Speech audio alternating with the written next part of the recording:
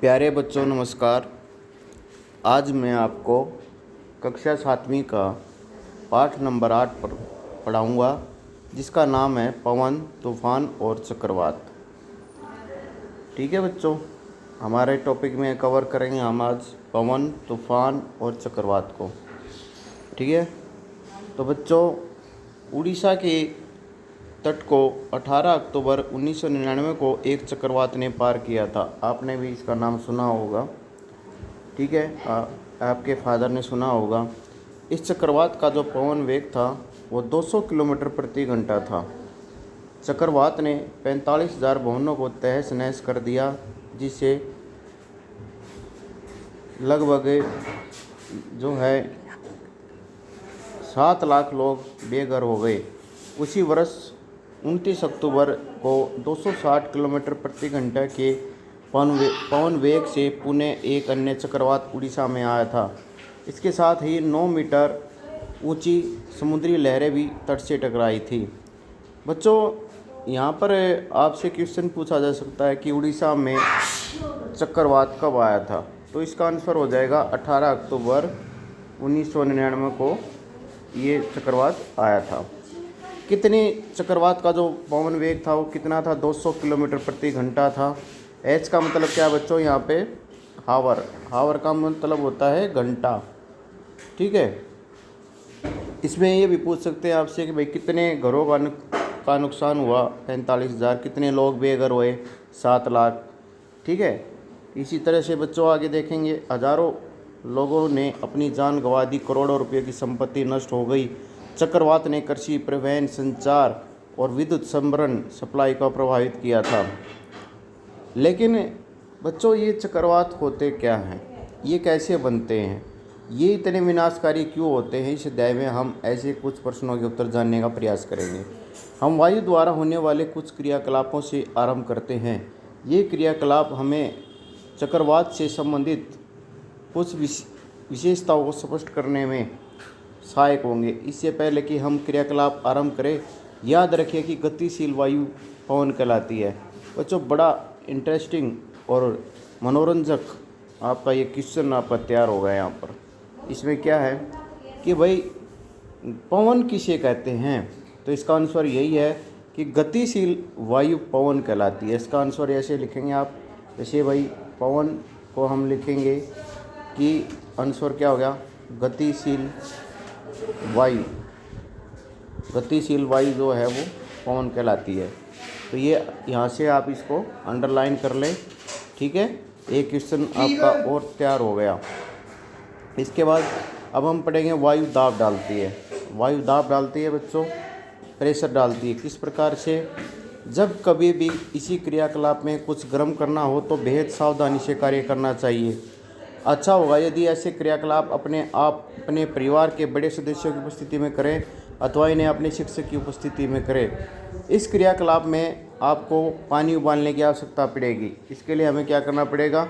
पानी उबालना पड़ेगा। ढक्कन वाला टीन का एक डिब्बा लीजिए, इसे पानी से लगभग आधा भर लीजिए। इसको हम आधा भर लेंगे। डिब्बे को मोमबत्ती की लो पर तब तक गर्म कीजिए तब तक कि पानी उबलने न लगे। पानी को कुछ मिनट तक उबलने दीजिए। मोमबत्ती को बुझा दीजिए। तत्काल ही डिब्बे का ढक्कन कसकर बंद कर दीजिए। गर्म डिब्बे को बंद करने में सावधानी बरतें। अब डिब्बे को सावधानी से धातु के गहरे पात्र अथवा वॉश बेसिन में रख दीजिए। जब वो हमारा पानी गर्म हो जाएगा, ठीक है, तो फिर इसको हम जो डिब्बे को है, जो टीन वाला डिब्बा था, उसको कस के हमें कहाँ लेके आना बेटे? वॉश बेसिन में रखना है। ठीक है, उसके बाद डिब्बे के ऊपर हमने जो है गर्म पानी डालना है। ठीक है, फिर हम ये देखेंगे कि भाई इसमें क्या परिवर्तन आता है। डिब्बे के आकार में कोई परिवर्तन आता है? तो देखो बेटा, जैसे चित्र में आप देख रहे हो यहाँ पे, पहले हमने डिब्बे को गर्म किया। ठीक है, उसके बाद उसके ऊपर हमने यहाँ गिलास में ठंडा पानी लेकर उसके ऊपर ठंडा पानी डाल दिया। अब देखो कैसी आकृति होगी, ये सिकुड़ गया यहाँ बीच से। ठीक है, तो इसका अर्थ क्या है कि यहाँ पर जो है वायु ने दबाव डाला है। क्या आप अनुमान लगा सकते हैं कि डिब्बे का आकार विरूपित क्यों हो जाता है? विरूपित का मतलब क्या होता है? उसकी जो आकृति वो बदल क्यों गई। यदि आपको टीन का डिब्बा न मिल जाए तो आप प्लास्टिक की बोतल लीजिए, इसे गर्म जल से भर लीजिए बोतल को खाली करके इसे तत्काल कसकर बंद कर दीजिए। अब बोतल को नल के बहते हुए पानी के नीचे रख दीजिए। अब अपने कुछ अनुभव को याद करने का प्रयास कीजिए। जब आप पतंग उड़ाते हैं तो क्या आपके पीछे से आती पवन सहायक होती है? आप देखते हो बच्चों, पतंग उड़ाते हैं तो पवन आती है और उससे उसमें धक्का लगाती है पतंग के ऊपर, वो जो पतंग हमारी उड़ जाती है। ऐसा बच्चों आपने किया होगा। यदि आप किसी नौका में, नौका का मतलब क्या होता है बच्चों? नाव, बोट जिसको अंग्रेजी में हम कहते हैं, ठीक है।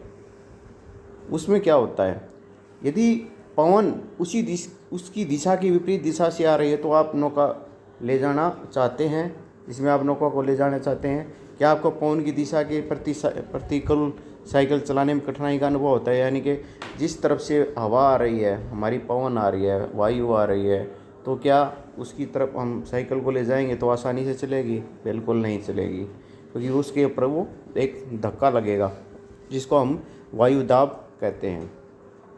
आप जानते हैं कि हमें साइकिल के टायर को कसा हुआ रखने के लिए उसकी ट्यूब में हवा भरनी पड़ती है। आप ये भी जानते हैं कि यदि साइकिल की ट्यूब में बहुत अधिक हवा भर दी जाए तो वह फट सकती है। ट्यूब के भीतर हवा क्या करती है? बच्चों? ट्यूब के अंदर हवा जाती है तो उस ट्यूब की दीवार के ऊपर वो जो वायु है वो दबाव डालती है। अब उस में जो ट्यूब होती है उसकी एक ताकत होती है, कुछ सीमा होती है उस दबाव को सहन करने की। ज़्यादा हवा भर देंगे तो वो ट्यूब हमारी फट सकती है। ये किसकी वजह से हुआ बेटा? वायु दाब की वजह से। अपने मित्रों के साथ मिलकर इस पर चर्चा कीजिए कि साइकिल की ट्यूब में हवा कैसे आकार को बनाए रखती है। ठीक है। अब इसके बाद क्या है अगला नेक्स्ट यहाँ पे हम क्या देखेंगे? ये सभी अनुभव हमें यह आभास देते हैं कि वायु दाब डालती है। ठीक है। यहाँ से हमें क्या समझ में आया कि जो वायु है वो दाब डालती है। इस दाब के कारण ही पवन द्वारा वृक्षों की पत्तियाँ, बैनर, झंडे लहराते हैं। आप कुछ अन्य अनुभव भी बता सकते हैं जो ये प्रदर्शित करते हैं कि वायु दाब डालती है। आपने देखा होगा बच्चों, बिल्कुल सिंपल सा इजी सा एग्जांपल बताता हूँ मैं, उदाहरण बताता हूँ कि आपने घर में देखा जब पंखा चलाते हो तो आपके कपड़े हिलने शुरू हो जाते हैं, आपके जो पर्दे होते हैं वो हिलने शुरू हो जाते हैं, और वे बाहर देखते हो जब कपड़े सुखा रखे होते कपड़े भी हिलने शुरू हो जाते हैं। तो ये सब वायु दाब की वजह से होता है। आइए अब हम यह समझने का प्रयास करते हैं कि डिब्बा अथवा बोतल विरूपित क्यों हो गया था। जब डिब्बे पर पानी डाला जाता है तो डिब्बे के अंदर की कुछ भाप जल में संघनित हो जाती है, यानी कि वो क्या हो जाती है, उसमें जो जलवाष्प होते हैं वो पिघल जाते हैं और वो पानी बन जाते हैं, जिससे भीतर की वायु की मात्रा कम हो जाती है। परिणाम स्वरूप डिब्बे के भीतर वायु का दाब डिब्बे के बाहर के वायु के दाब से कम हो जाता है और दाब की संतर के कारण डिब्बा पिचक जाता है। यह क्रियाकलाप पुनः पुष्टि करता है कि वायु दाब डालती है। यहाँ इससे हमारा ये स्पष्ट हो जाता है। अब इसके बाद बच्चों हम क्या देखेंगे कि भाई जो पवन का हम वेग है, जैसे हमने पहले पढ़ा है, जो गतिशील वायु होती है उसको क्या कहते हैं? हम पवन कहते हैं। अब अगर हम पवन का वेग का मतलब क्या है? उसकी स्पीड, अगर वो हम यदि बढ़ा रहे हैं उसकी तो वायु दाब घट जाता है। कैसे? इसके लिए बड़ा इंटरेस्टिंग क्रियाकलाप 8.2 देखें। इसको आप अपने घर पे आसानी से कर सकते हो। कागज़ के एक टुकड़े को मोड़कर किसी खाली बोतल के मुख से कम हम आपकी गेंद जैसा आकार बनाएं, यानी इसको मोड़ के छोटा बना लो, यानी जितना मुंह होता है बोतल का उससे छोटा आकार बनाना है आपने।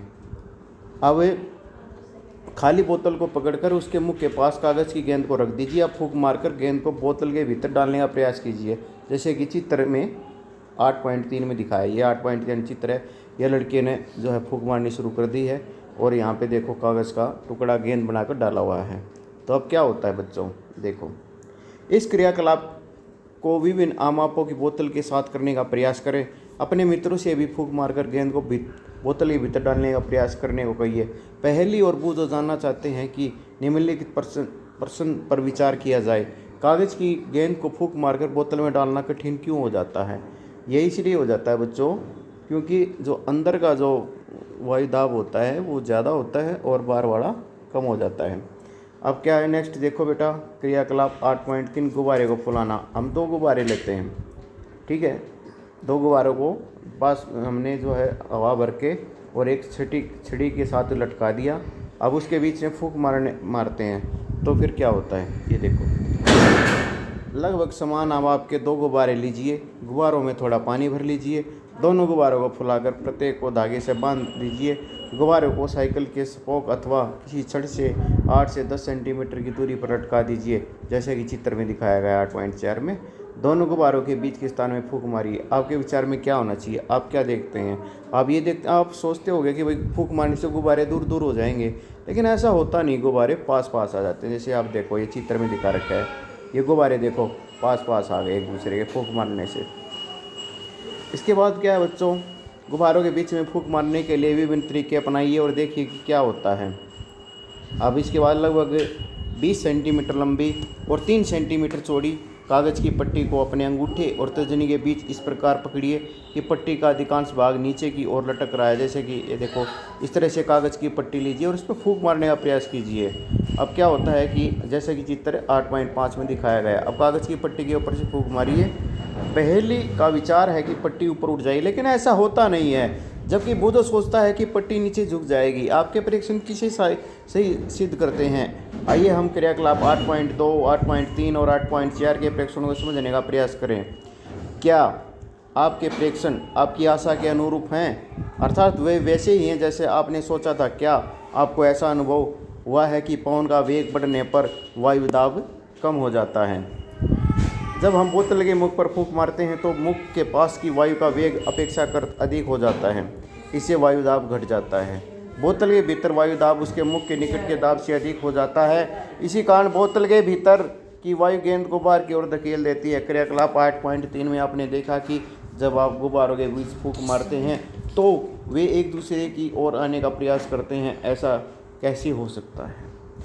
ये तभी संभव होगा जब गुब्बारों के बीच के स्थान की वायु का दाब किसी तरह कम हो जाए, तब गुब्बारे दूसरी की ओर का जो दाब है उनको एक दूसरे की ओर धकेलेगा।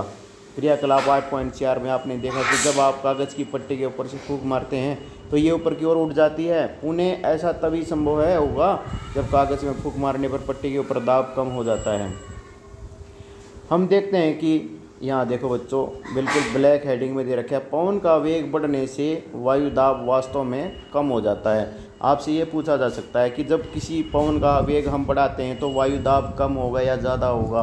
वायु दाब जो है वो कम हो जाता है। क्या आप कल्पना कर सकते हैं कि क्या होगा यदि तीव्र वेग की पवन भवनों अथवा झोपड़ियों की छत के ऊपर प्रवाहित हो? यदि छत कमज़ोर होगी तो वह ऊपर उठ जाएगी और पवन उसे अपने साथ उड़ाकर ले जाएगी।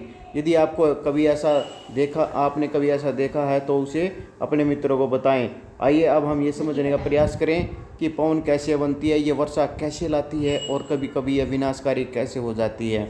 आप ये जानते हैं कि गतिशील वायु पवन कहलाती है। ये दोबारा से रिपीट हो गया बच्चों, यहाँ पर पवन सदैव अधिक वायु दाब वाले क्षेत्र से कम वायु दाब वाले क्षेत्र की ओर गति करती है। मान लीजिए कि भाई एक जगह पर वायु दाब जो है आपका कम है, दूसरी तरफ वायु दाब ज़्यादा है, तो वो पवन उसी तरफ जाएगी।